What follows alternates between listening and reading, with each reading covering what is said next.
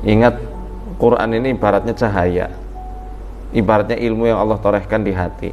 Imam Syafi'i pernah berkata dalam syairnya, ya, al-ilmu nurun wa nurullah la yuhdalil asi.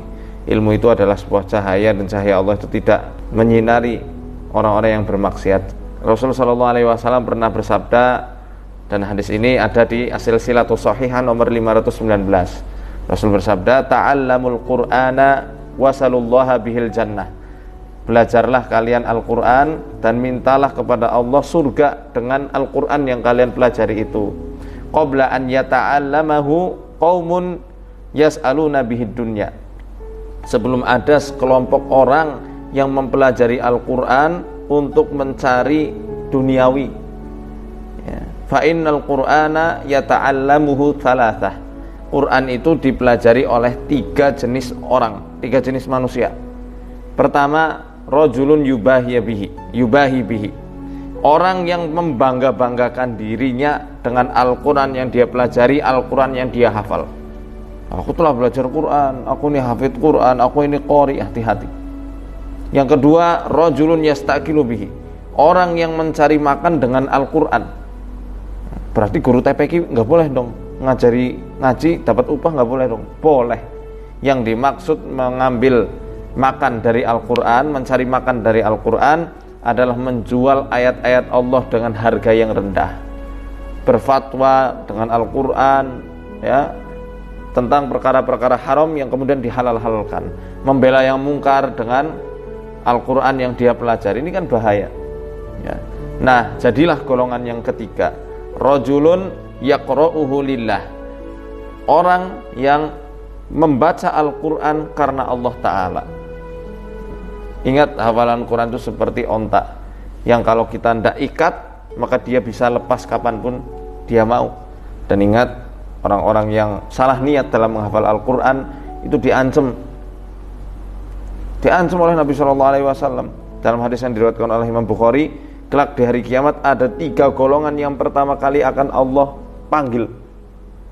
Orang yang berjihad fisabilillah, orang yang diberikan ilmu oleh Allah untuk kemudian diajarkan, kemudian orang yang juga menghafal Al-Quran. Ini termasuk di golongan yang kedua.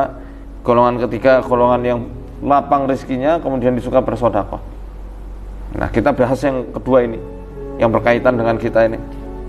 Dipanggil orang tersebut, orang yang punya ilmu, orang yang sudah hafal Quran, orang yang pandai membaca Al-Quran. Ditanya sama Allah, apa yang kau gunakan terhadap nikmat-nikmatku?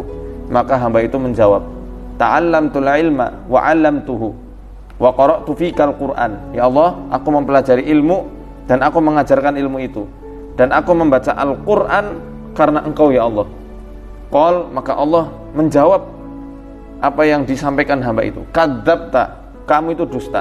Walakin ta'allamtal ilma liyuqalu alim wa qara'tal Qur'an liyuqalu huwa qari huwa hafid. Bohong, dusta kamu, karena kamu belajar suatu ilmu karena pengen disebut alim, karena pengen disebut orang yang pandai, orang yang pintar, orang yang terpandang, ya. Dan kamu membaca Al-Quran supaya disebut qori. Oh, suaranya bagus, Masya Allah. Sampai akhwat-akhwat itu pada senang, supaya dijadi rebutan orang-orang itu. Ayo nih jadi muridku saja, jadi mantuku saja, jadi apa contohnya, orang kepercayaanku saja. Bahaya. Liyuqalu huwa qari atau huwa hafid, itu dia orang yang hafal Quran. Maka yang ngeri dalam hadis ini dikatakan, wa umira bihi fasuhiba ala wajhihi hatta ulqiya finnar. Maka Allah memerintahkan malaikat untuk menyeretnya sampai wajahnya itu terseret-seret, sampai dilemparkan masuk ke dalam neraka. Ya enggak jadi diridhoi sama Allah. Walaupun dia sudah punya ilmu, walaupun dia pandai membaca Al-Quran, dan dia telah banyak menghafal Al-Quran, ya. Makanya jangan sampai kita menjadi orang yang hafal Quran atau orang yang pandai baca Quran tapi malah dimurkai sama Allah Ta'ala, tidak diridhoi oleh Allah. Ingat 3 golongan yang tadi. Jadilah kita golongan yang ketiga, yang membaca Al-Quran lillah, karena Allah, bukan karena kepentingan dunia, untuk membangga-banggakan diri dengan hafalan kita, dengan Al-Quran yang kita pelajari. juga bukan dengan menjual ayat-ayat Allah dengan harga yang murah, yakni membela yang batil dengan Al-Quran yang dia hafal, dengan Al-Quran yang dia pelajari. Itu siksaannya berat sekali ya. Dan jangan pula menampak-nampakkan diri, membangga-banggakan diri, aku ini orang yang pandai baca Quran, aku ini orang yang banyak hafalan Quran, atau mungkin sudah hatam hafalan Qurannya. Orang nggak butuh tahu ya berapa banyak kita telah hafal Quran, berapa banyak riwayat-riwayat yang telah kita, riwayat-riwayat qiraah yang telah kita kuasai. Yang orang butuh adalah akhlak ya, adab, etika yang terpancar dari diri orang yang telah mempelajari Al-Quran. Jadi ya, mari kita perbaiki niat kita dalam menghafal Al-Quran. Semoga Al-Quran yang kita hafal menjadi pensyafaat kita kelak di hari kiamat.